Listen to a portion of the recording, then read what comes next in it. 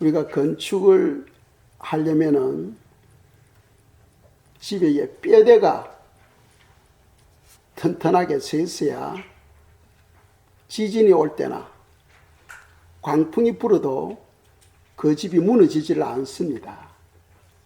그와 같이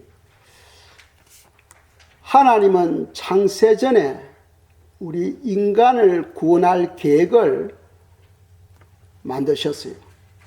하나님의 그 구원 계획은 우리 신앙에 있어서 뼈대와 같은 겁니다. 뼈대. 그래서 그것을 우리가 바로 알고 있으면은 신앙에 흔들리지 않고 바른 신앙생활을 할 수가 있겠습니다. 에베소서 1장 11절입니다. 읽겠어요. 모든 일을 그의 뜻의 결정대로 일하시는 이의 계획을 따라 우리가 예정을 입어 그 안에서 기업이 되었으니 아멘. 11절에서 중요한 단어 세 가지를 말씀하죠. 모든 일입니다. 모든 이들이 다 하나님의 뜻에 의해서 결정되어졌다는 거예요. 이 뜻에 여러분들이 살아가는 그 모든 일들이 하나님의 뜻에 의해서 결정되어졌는데 그것이 다 하나님의 계획대로 하나님 이미 창세전에 다 계획해 놓으시고 그 계획대로 그리고 그 예정을 쫓아서 이루어가고 있다 하는 것을 우리에게 말씀하고 있어요. 그래서 성경에 보시면은 하나님의 구원 계획을 글로서 표현해 놓은 것이 무엇이냐? 바로 모세오경입니다. 하나님의 구원 계획을 글로서 표현해 놓은 것이 바로 모세오경이에요. 모세오경 다 아시죠? 창세기, 출애굽기, 레위기, 민수기, 신명기 이렇게 광야에서 모세가 성경 5권을 썼죠. 그것이 바로 하나님의 구원 계획을 글로서 표현해 놓은 것이에요. 또 하나님의 구원 계획을 건물로서 표현해 놓은 것이 새 예루살렘 성이랍니다. 그리고 하나님의 구원 계획의 주제는 무엇이냐? 하나님의 구원 계획의 주제는 예수 그리스도를 통한 구원입니다. 하나님께서 우리 인류를 구원하기 위하여 계획을 세웠는데 그 계획의 주제는 누구든지 다 예수 그리스도를 통해서 구원을 받도록 계획해 놓으신 거예요. 다른 길은 없습니다. 아무리 이 땅에 종교가 많아도 다른 길은 없어요. 오직 예수 그리스도. 그래서 그분은 내가 바로 문이다 하고 말씀하셨어요. 그 문을 통해서만이 구원이 있다 하는 것을 성경은 말씀하고 있어요. 하나님의 구원 계획을 세우신 목적은 무엇이냐? 왜 하나님 그 구원 계획을 세워놓았느냐? 그 목적은 예수 그리스도 안에서 하늘에 있는 것과 땅에 있는 것을 통일되게 하기 위해서요. 하나로 하기 위해서 주님께서 하나님의 구원 계획을 세웠다는 거죠. 그러니까 성도들은 그런 하나님의 구원 계획을 바로 알고 있어야 우리 신앙이 흔들리지를 않고 올바른 그런 신앙생활을 할 수가 있겠습니다. 예를 든다면 아브라함은 하늘나라에 있는 큰 성을 보게 됩니다. 그 성을 보고는 이 땅에서 살렘성이라는 이름을 붙이게 됩니다. 살렘성. 그리고 모세는 하나님의 나라에 있는 성막을 보게 돼요. 그러고는 이 땅에서 하나님께서 모세에게 지시를 합니다. 성막을 건축하라 하고 지시를 받고 모세는 성막을 건축하게 돼요. 다윗은 하나님의 나라에 있는 하나님의 그 구원 계획으로서 시온성을 보게 됩니다. 그 시온을 보고 이 땅에서 예루살렘을 시온성이라고 이름을 붙이게 됩니다. 사도 요한은 하늘나라에 있는 새 예루살렘 성을 보게 돼요. 그리고는 그 새 예루살렘 성이 이 땅으로 내려오는 것을 보게 되죠. 그 요한계시록에 기록되어 있습니다. 사도 바울은 모세의 성막을 보게 됩니다. 그래서 그 성막을 이 땅에서는 교회로 부르게 됩니다. 이와 같이 하늘에 있는 것을 이 땅에서 건설함으로써 하늘과 땅에 있는 것을 통일되게 하는 것, 그것이 바로 하나님의 목적이라는 거죠. 그래서 우리가 거기에 맞추어서 신앙생활을 해야 된다 하는 것이 바로 성경의 가르침입니다. 그래서 믿음의 사람들은 하나님의 구원 계획을 보시고 이 땅에 그것이 세워지도록 우리가 기도해야 돼요. 왜냐하면 바로 하나님의 뜻이기 때문입니다. 그래서 성경에 보면은 마태복음 6장 10절입니다. 읽겠어요. 나라가 임하시오며 뜻이 하늘에서 이루어진 것 같이 땅에서도 이루어지라. 주님께서는 주기도문을 통하여 그렇게 기도하도록 우리에게 말씀하고 있다는 거죠.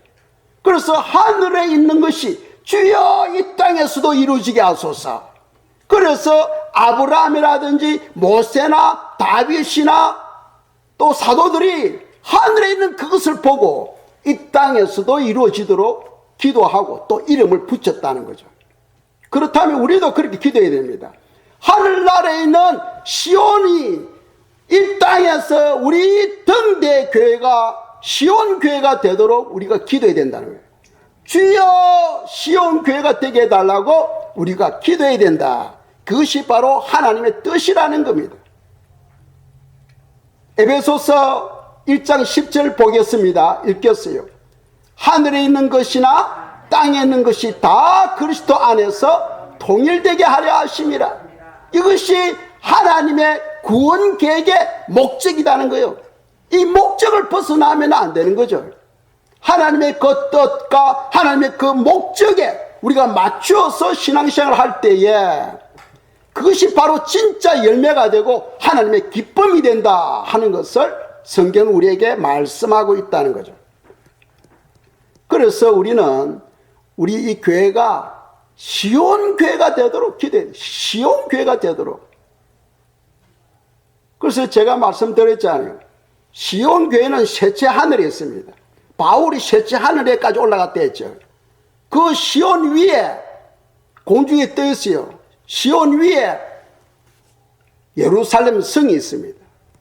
그러니까 하나님의 뜻과 하나님의 그 계획대로 우리가 신앙생활을 할 때에 우리는 바로 시온 성에 입성하는 새 예루살렘 성에 입성하는 엄청난 영광을 얻게 된다는 거죠.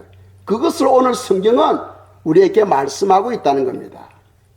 그렇다면은 우리 교회가 시온 교회가 되려면은 적어도 세 가지 성경에서 가르쳐주는 그 조건을 만족해야 됩니다. 첫째로는 하나님을 경외하는 교회가 되어야 돼요. 하나님을 경외하는 성도가 되어야 됩니다. 그래서 한 구절 보겠습니다. 신명기 10장 12절 13절입니다. 읽겠습니다. 이스라엘아, 내 하나님 여호와께서 내게 요구하시는 것이 무엇이냐? 곧 내 하나님 여호와를 경외하여 그의 모든 도를 행하고 그를 사랑하며 마음을 다하고 뜻을 다하여 내 하나님 여호와를 섬기고 내가 오늘 너 행복을 위하여 너게 명하는 여호와의 명령과 규례를 지킬 것이 아니냐. 아멘. 그래서 하나님께서 우리 각 사람에게 요구하는 요구사항이 있다는 거예요. 그냥 뭐 교회 와서 예배 드리고 그냥 집에 가고 나는 예수 믿어 구원받아서 그런 수준이 아니고 하나님께서 우리 각 사람에게 요구하는 요구사항이 있다는 거예요. 그 요구사항이 무엇이냐?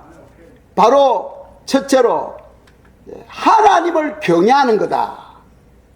곧 내 하나님 여호와를 경외하여 했어요. 경외에 대해서는 제가 여러 차례 또 말씀을 드렸기 때문에 더 반복하지 않겠습니다만 경애를 더 쉽게 설명한다면 하나님을 사랑하고 하나님을 두려워하는 거랬죠. 하나님을 사랑한다는 것은 하나님의 명령과 규례를 지키는 것이요, 하나님을 두려워한다는 것은 장차 심판이 있기 때문입니다. 그래서 하나님을 두려워하는 것은 잠언에서는 악에서 떠나는 거다 하고 말씀하고 있거든요. 심판이 있기 때문에 우리는 죄와 날마다 싸워야 되고, 그래서 우리가 두려워하는 그런 삶이 또 있어야 된다 하는 것을 성경 우리에게 말씀하고 있습니다. 자, 두 번째로 우리에게 가르치는 교훈은 이사야 33장 20절에서 22절 말씀입니다. 읽겠어요. 우리 절기의 시온성을 보라. 내 눈이 안정된 처소인 예루살렘을 보리니 그것은 옮겨지지 아니할 장막이라. 그 말뚝이 영영이 뽑히지 아니할 것이요 그 줄이 하나도 끊어지지 아니할 것이며 여호와는 거기에 위엄 중에 우리와 함께 계시리니 그곳에는 여러 강과 큰 호수가 있으나 노젓는 배나 큰 배가 통행하지 못하리라. 대저 여호와는 우리 재판장이시요 여호와는 우리에게 율법을 세우시니요 여호와는 우리의 왕이시니 그가 우리를 구원하실 것임이라. 아멘.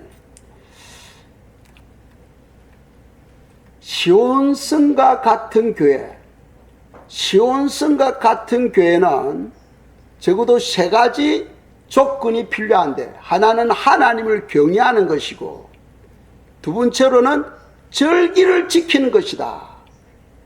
절기를 지키는 것이다. 이사야 33장 20절 보면은 우리 절기의 시온성을 보라 하고 말씀하죠. 우리 절기의 시온성. 우리가 지금 개역 개정을 보고 있습니다. 이 그전에 있는 성경에는 어떻게 번역하고 있냐면은 절기를 지키는 시온성을 보라 하고 되어 있어요. 절기를 지키는 시온성을 보라. 그러니까 20절에서 시온성은 절기를 지키는 곳이라는 거죠. 그곳에 누가 있다는 거예요? 그곳에 바로 하나님이 계시는 곳입니다.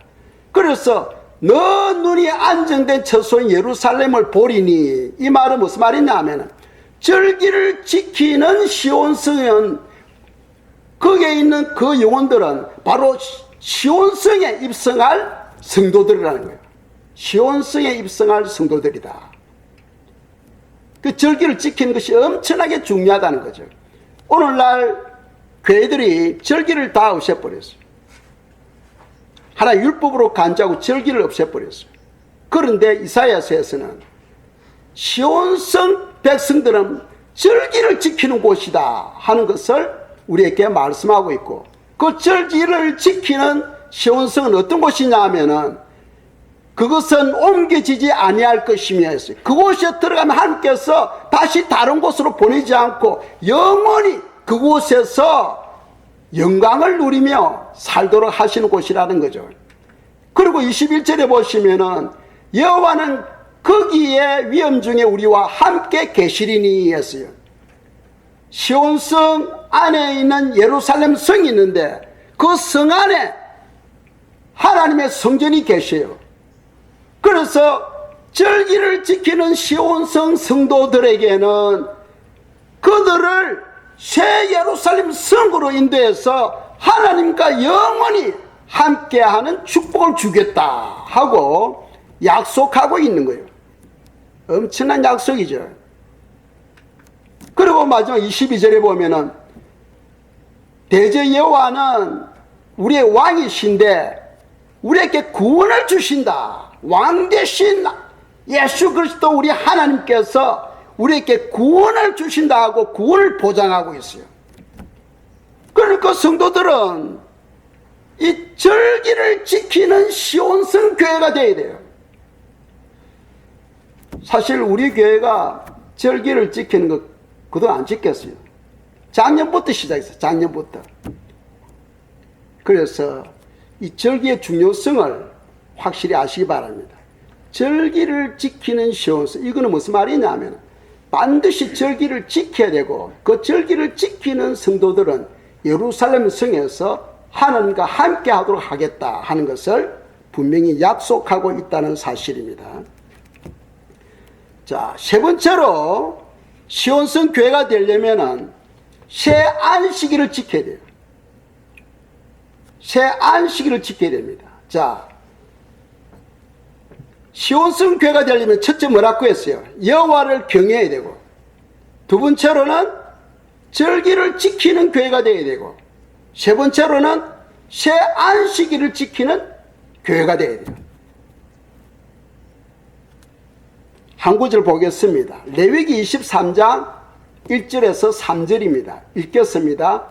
여호와께서 모세에게 말씀하여 이르시되 이스라엘 자손에게 말하여 이르라.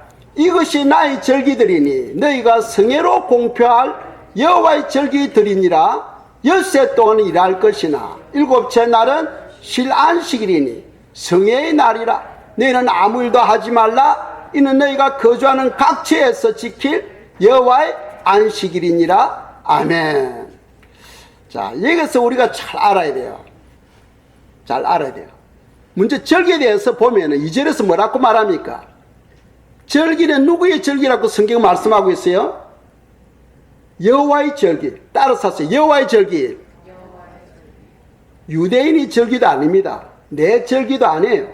누구의 절기? 여호와의 절기. 여호와의 절기니까 사람이 바꿀 수가 없는 거예요. 사람이 없앨 수가 없는 거예요.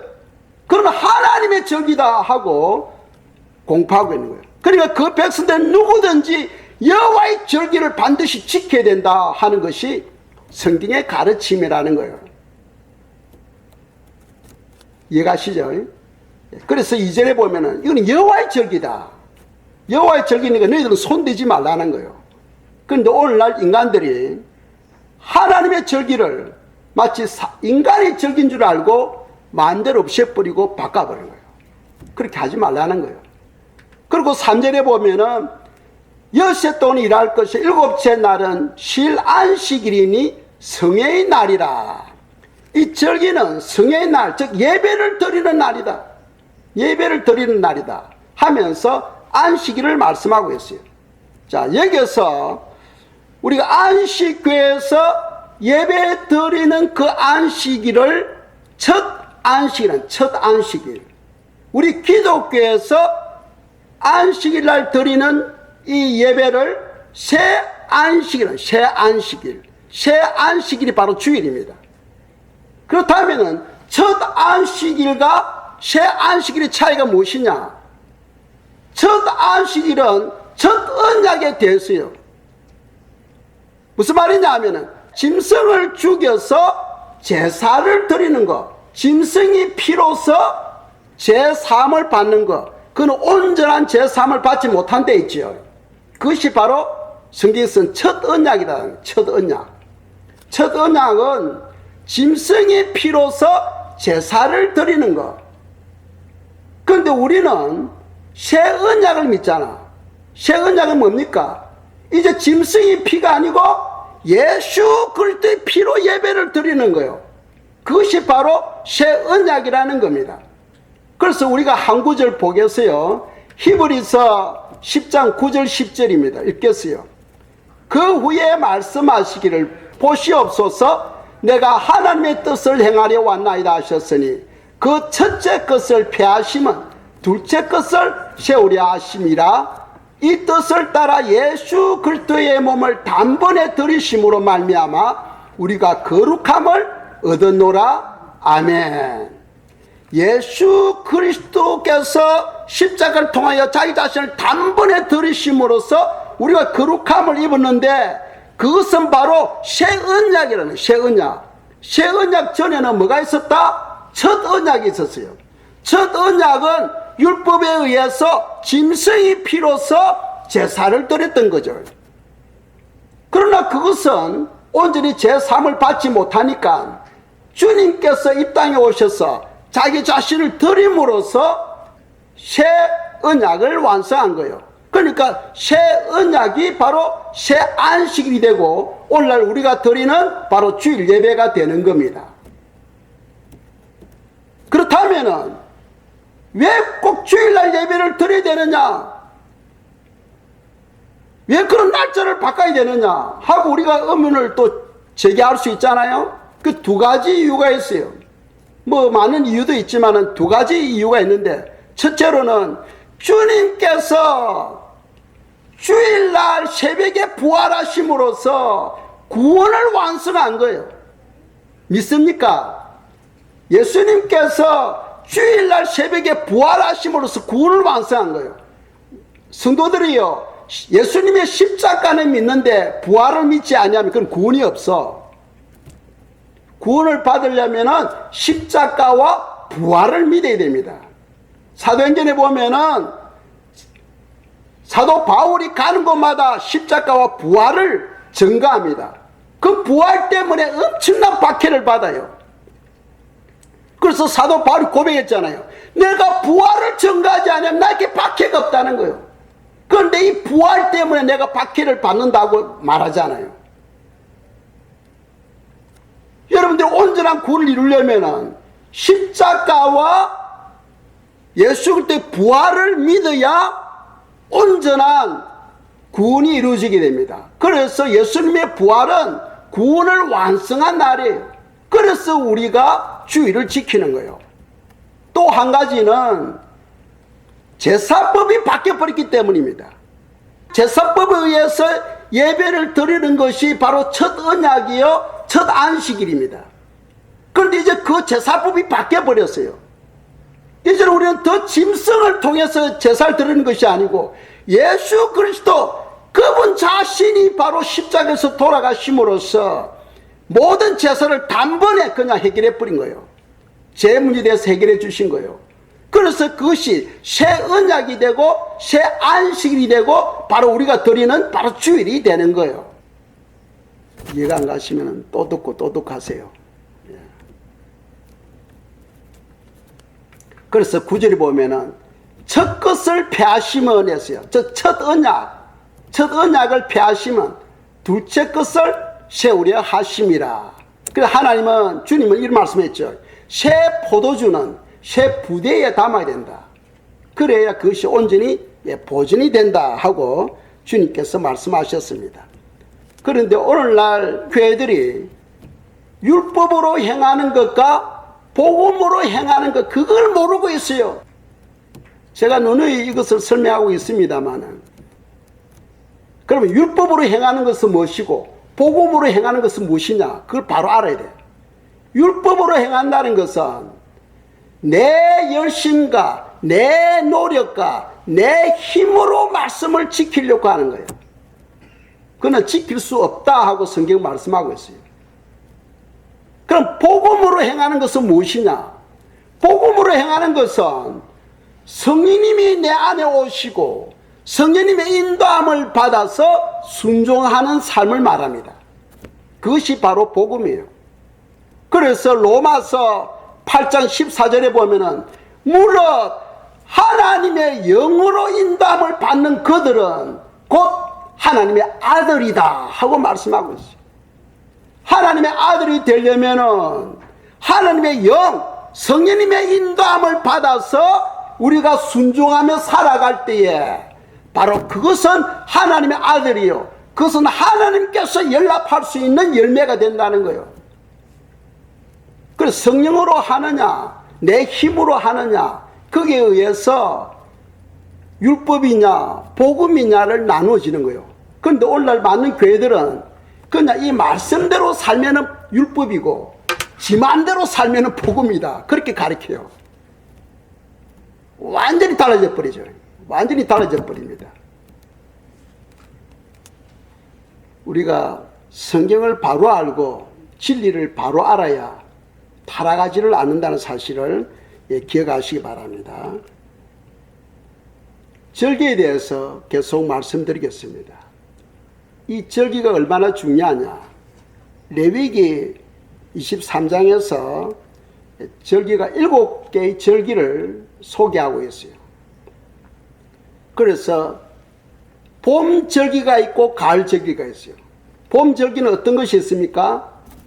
봄 절기는 유월절이 있죠. 유월절이라는 것은 예수님께서 십자가에 못 박힌 걸 말합니다. 십자가에 못 박힌 것.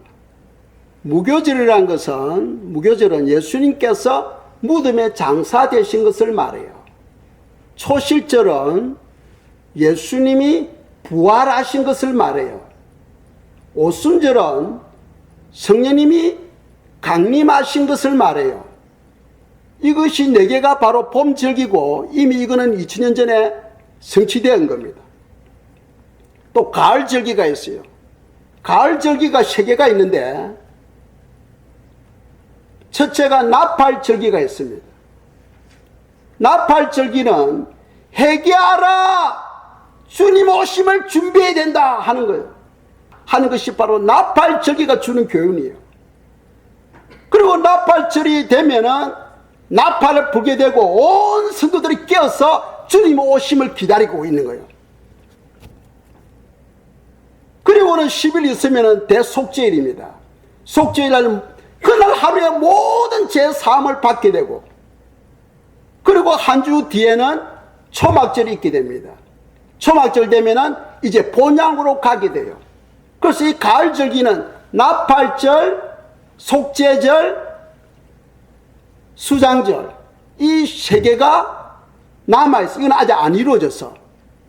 그런데 우리가 알아야 될 것은 성도는 오늘 오실지 내일 오실지 몰라.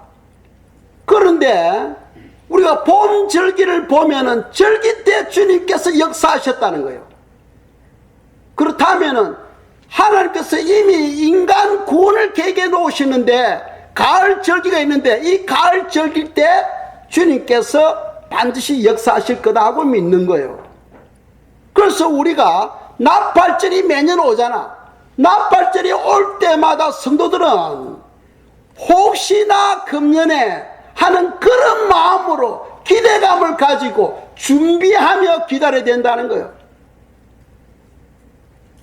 주님이 오늘 오실지 내일 오실지 모르잖아. 내년 오실지 몰라. 그런데 나팔절은 매년 있어요. 나팔절이 되면은 왜 주님의 오심을 기다려야 되느냐? 성경에서 말씀하고 있잖아요. 고린도전서 15장 보겠습니다. 읽겠습니다. 15장 51절에서 52절입니다.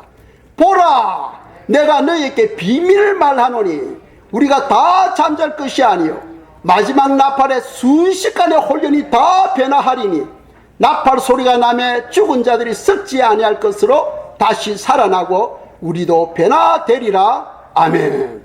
이 마지막 나팔이 불려질 때에 성도들이 순식간에 변화되면서 하늘로 올라가게 되는 거죠.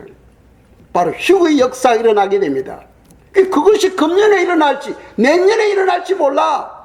그렇지만은 주님의 오심을 기다리는 성도들은 혹시 금년에 오심이 어쩌나 하는 그런 마음으로, 두려운 마음으로, 떨리는 마음으로 나팔절이 가까이 오면은 우리가 주님을 만날 준비를 해야 된다는 거예요.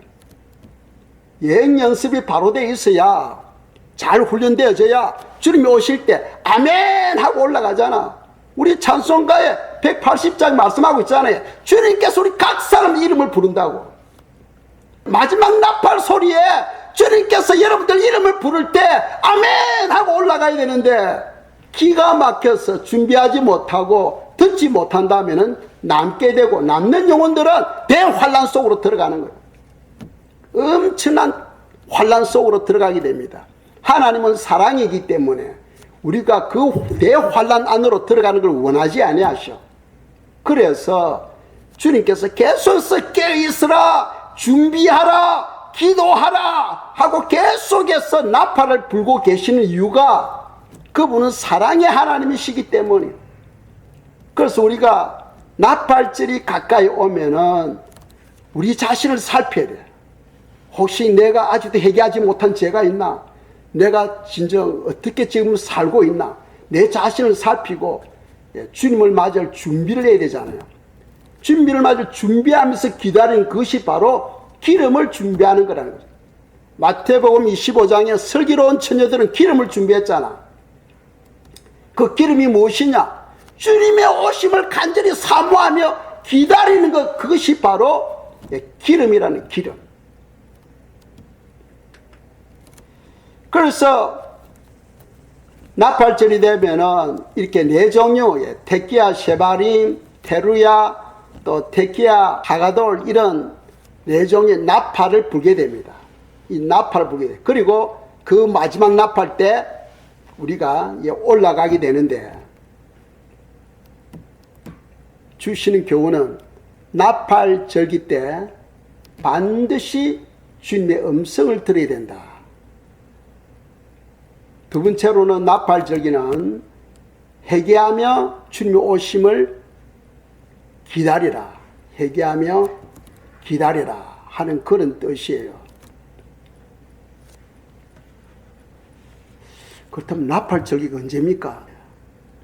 그래서 제가 이 나팔절 날짜를 쭉 인터넷을 통해서 찾아보니까 이게 교회 달력으로 되어 있거든요. 교회 달력으로.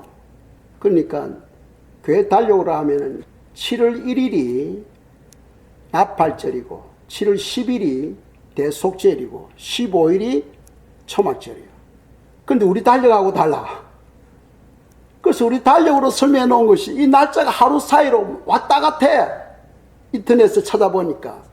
그래서 최종적으로 제가 확정한 것이 나팔절이 언제냐. 나팔절이 이번 주 화요일이 되고, 그렇다면은 성경에 보면은 우리 이번 주 화요일이면은 그 저녁부터 시작해. 그러니까 월요일 저녁부터 나팔절이 시작되게 됩니다. 그래서 내일 저녁에 공예로 모이라. 성경에는 공예로, 그래서 우리가 내일 저녁에 예배가 있습니다. 아시겠죠? 내일 저녁에 나팔절 예배가 있어요. 다 바쁘고 하겠습니다만 할 수만 있으면 시간을 내서 이 절기 예배에 참석하시는 은혜가 있기를 축복합니다. 내일 저녁 7시 나팔절 예배가 있다는 사실을 기억하시고 이 시간 저희들이 기도하겠어요.